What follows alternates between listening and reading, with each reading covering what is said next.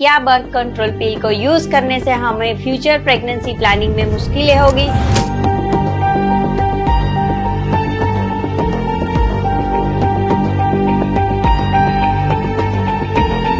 ऐसे गायनेकोलॉजिस्ट कई सारे पेशेंट मुझे ये क्वेश्चन करते हैं कि क्या बर्थ कंट्रोल पिल को यूज करने से हमें फ्यूचर प्रेगनेंसी प्लानिंग में मुश्किलें होगी?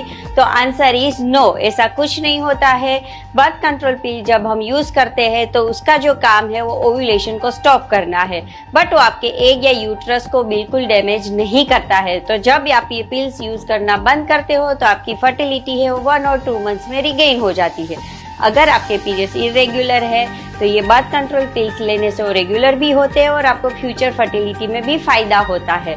तो बर्थ कंट्रोल पिल लेने से आपकी फ्यूचर फर्टिलिटी अफेक्ट होती, ये एक मिथ है। अगर आप ऐसी कोई पिल यूज करने का प्लान कर रहे हो तो इट इज टोटली सेफ। बस आपको जरूरत है एक प्रॉपर कंसल्टेशन की।